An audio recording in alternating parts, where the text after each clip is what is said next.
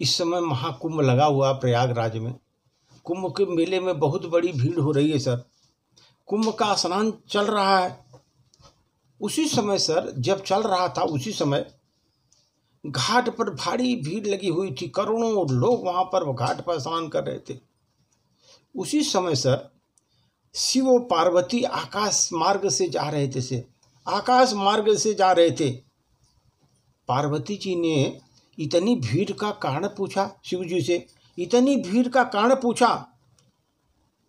भगवान शंकर ने कहा, एक कुंभ का पर्व चल रहा है देवी, ये कुंभ का पर्व चल रहा है। स्नान करने वाले सब स्वर्ग जाते हैं। उसी लाभ के लिए या स्नान करने के लिए इतनी भीड़ इकट्ठा हुई कुंभ में।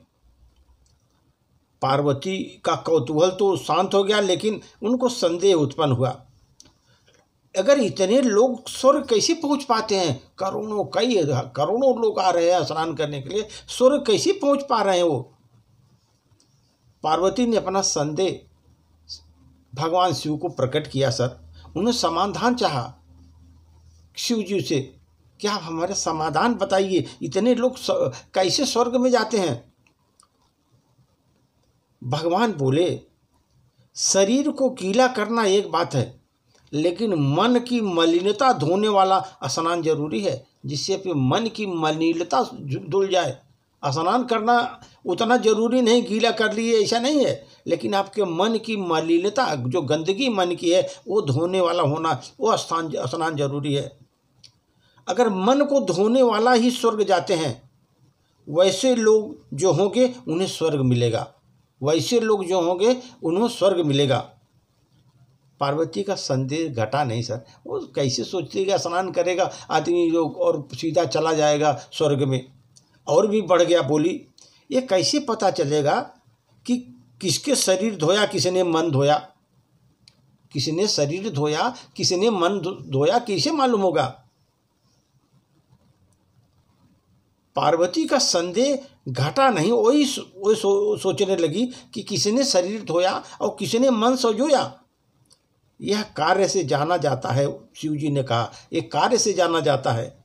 इसके उत्तर से भी समाधान न होते देख प्रत्यक्ष उदाहरण समझाने लगे शिव जी ने। मार्ग में शिव जी, उसी मार्ग पर शिव जी कोढ़ी का रूप पकड़ लिए। कोढ़ी का रूप बन करके वहाँ बैठे। पार्वती जी को बहुत सुंदर अच्छा सजा दिया सर। जब वहाँ पर जितने भी स्नान करने वाले आदमी, जो भीड़ थी वो जा रही थी, उन्हें देखने के लिए रोकती, अनमेल स्थिति के बारे में पूछताछ करती, पार्वती का रटाया हुआ विवरण सुनाती रही। मेरा पति कोढ़ी मेरा पति है, गंगा स्नान करने की इच्छा से यहाँ आया था, गरीबी के कारण इन्हें कंधे पर लेकर आई हूँ, बहुत थक जाने के कारण थोड़े विश्राम के लिए हम दोनों यहाँ बैठे हैं। इसीलिए पार्वती जी ने बोला, इस तरह से हम कंधे पर लेकर आई हूँ। सर, उसमें से अधिकांश जो दर्शक, जो स्नानार्थी थे, स्नान करने वाले थे, उनका नीयत ही डिग गई सर पार्वती जी को देख करके।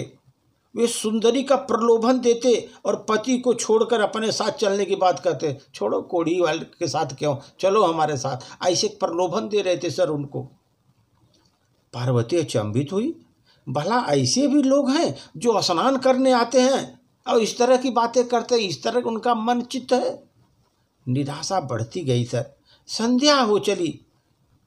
तभी सर उधर से एक आदमी आया और विवरण सुना उनका। आंखों में आंसू आ गए सुन करके। सहायता का प्रस्ताव दिया उसने सर कोढ़ी को कंधे पर लाद कर तट तक पहुंचाया।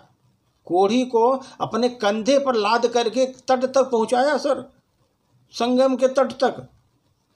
उसके हाथ सत्तू साथ में था, उसने दोनों को खिलाया सत्तू। जो शिव पार्वती कोढ़ी का भेष पकड़ दोनों को सत्तू लाया था, सत्तू भी खिलाया। साथ ही सुंदरी को बार बार नमन करते हुए कहा, आप जैसी देवियां ही इस धरती का स्तंभ हैं। उसने कहा पार्वती जी को, आप जैसी देवियां ही इस धरती का स्तंभ हैं। धन्य हैं आप देवी जो इस प्रकार धर्म को निभा रही हैं पति धर्म को इस तरह निभा रही हैं, आप धन्य हैं। सर उनका प्रयोजन तो पूरा हो गया। शिव पार्वती कैलाश की तरफ चले गए। रास्ते में पार्वती जी ने कहा, एक ही व्यक्ति ऐसा था जिसने मन धोया और स्वर्ग का रास्ता बनाया। स्नान का महात्मा तो सही है, पर उसके साथ मन को धोने की शर्त लगी हुई है। सर वो शर्त लगी हुई है। पार्वती समझ गई कि स्नान महात्मा सही होते हुए भी लोगों को पूर्ण फल से वंचित क्यों रह जाते हैं। खाली स्नान करने से नहीं, पूर्ण फल क्यों नहीं मिल पाता। सर आत्मा तो हमेशा जानती ही है सही क्या है और गलत क्या है। हर आदमी की आत्मा जानती है कि हम गलत कर रहे हैं, सही कर रहे हैं। आत्मा तो जानती है सर, लेकिन चुनौती है उसको मन को समझाने की। वो मन को समझा नहीं पाता। आदमी गलत काम कर रहा है, सही कर रहा है, गलत कर रहा है, वो अच्छी तरह जानता है, लेकिन वो उसकी चुनौती है उसको मन को समझाने की। सर ये जानिए, जल से शरीर के अंग तो शुद्ध हो जाते हैं, सत्य अपनाने से मन भी शुद्ध होता है, विद्या और तप से आत्मा शुद्ध होती है और ज्ञान से बुद्धि शुद्ध होती है। इसलिए शुद्धता बहुत जरूरी है सर, इसलिए शुद्धता जरूरी है। इसलिए कुंभ के महत्व को उन्होंने, जो शिव जी ने पार्वती को बताया कि लोग स्वर्ग कौन जाता है, तो पार्वती को समझ में आया कि स्नान करने तो करोड़ों आते हैं, स्वर्ग जाने के लिए कम ही लोग जहाँ पर स्वर्ग के द्वार पर पहुँच पाते हैं। धन्यवाद सर।